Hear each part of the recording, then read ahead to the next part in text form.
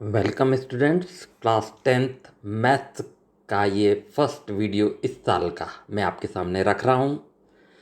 आपको पता होगा इस साल बोर्ड ने 40% ऑब्जेक्टिव क्राइटेरिया डिसाइड किया है।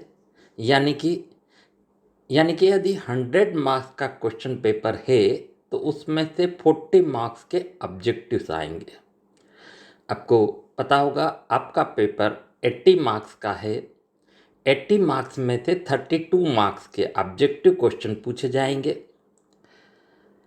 हम चैप्टर नंबर 1 रियल नंबर, जो मैथमेटिक्स का आपका फर्स्ट चैप्टर है, उसे देख रहे हैं।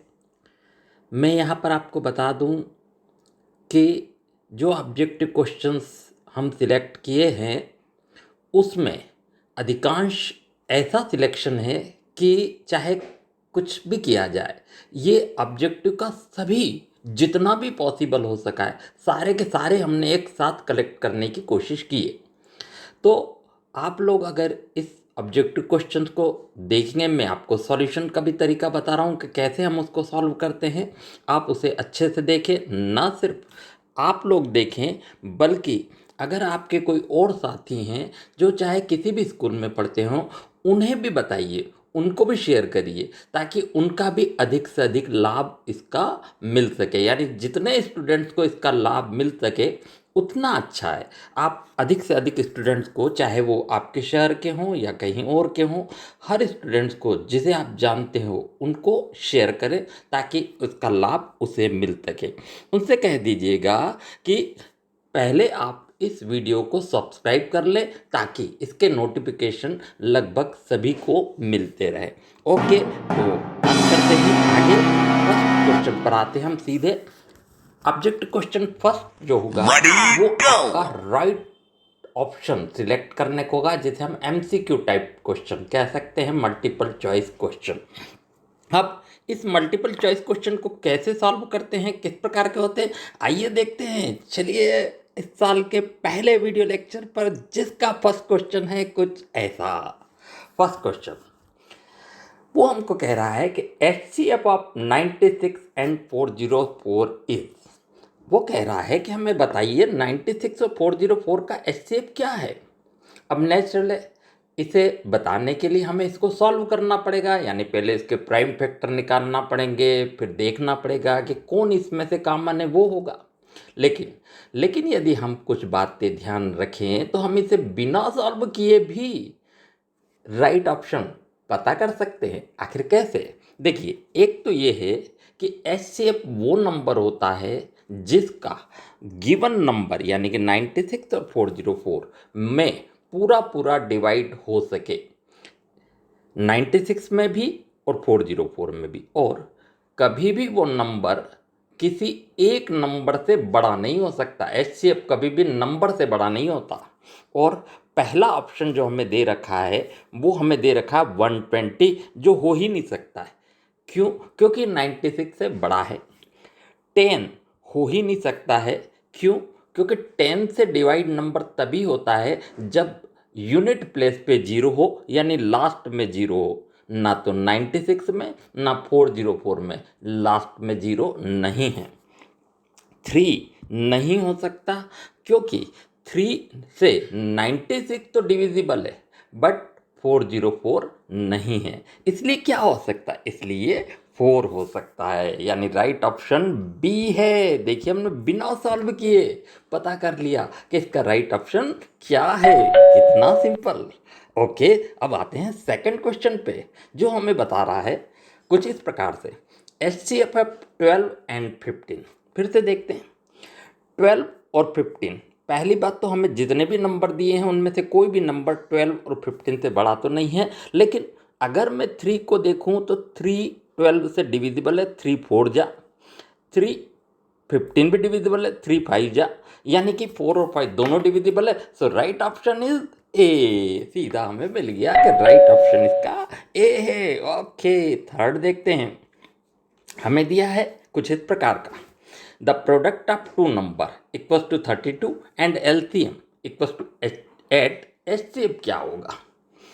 अब हमें 4 ऑप्शन तो दिए हैं, लेकिन इनमें से राइट ऑप्शन क्या होगा हमें पता करना है। हाँ, थोड़ा सा सॉल्व करना पड़ेगा। इसके लिए हम ले रहे हैं गिवन प्रोडक्ट ऑफ नंबर जो हमको दे रखा है 32 क्वेश्चन में ही, एलसीएम हमें दे रखा है 8 क्वेश्चन में ही। हमें पता होना चाहिए ये कि एचसीएफ जो होता है वो product of numbers divisible by LCM होता है। अब प्रोडक्ट ऑफ नंबर हमें कितना दे रखा है 32, एलसीएम कितना है 8, कैंसल करें 8 1 जा 8, 8 4 जा 32। सो राइट आंसर इज 4। सो 4 कहाँ दिया है? ऑप्शन नंबर ए में। So the right option is a. Okay, आगे बढ़ते हैं और अब आते हैं क्वेश्चन नंबर 4 पे। फिर से हमसे पूछा है कि बताइए एचसीएफ ऑफ 4 एंड 7 क्या होगा। तो देखिए 3 से ना तो 4 डिविजिबल है ना 7 है, 2 से 4 तो डिविजिबल है बट 7 नहीं है, 4 से 4 तो डिविजिबल है बट 7 नहीं है। सो राइट ऑप्शन क्या होना चाहिए? It's a. ए जो है इसका राइट ऑप्शन है। ओके, अब देखते हैं 5th क्वेश्चन। बड़ा कॉम्प्लिकेटेड दिख रहा है लेकिन सिंपल सा क्वेश्चन है, देखते हैं क्या है। क्वेश्चन कुछ इस प्रकार से है, for any integer m the even number will be in the form of, option हमको दे रखे हैं 2m plus 1, 2m plus 3, 2m and 2m plus 5। इसमें से इवन नंबर कौन सा है? देखिए हमें सीधा अगर देखें तो 2m प्लस 1 कम से कम 1 इवन नंबर नहीं है, कम से कम 3 इवन नंबर नहीं है, कम से कम 5 इवन नंबर नहीं है, तो ये तो हो ही नहीं सकते। तो फिर क्या हो सकता है? इट्स सी, यानी कि right option is C. So simple. तो इस प्रकार से हमने अभी तक जो देखे वो थे क्वेश्चन नंबर 1 जो कि एमसीक्यू टाइप क्वेश्चन थे, बट ऐसी पॉसिबिलिटीज भी हैं कि एमसीक्यू टाइप क्वेश्चन में ना पूछे, fill in the blank type के क्वेश्चन में पूछे। तो अब हम क्वेश्चन नंबर 2 देखते हैं जो हमें fill in the blank type question कैसे होते हैं उसके बारे में बता रहा है। जैसे पहला क्वेश्चन दे रहा है हमको fill in the blanks type में।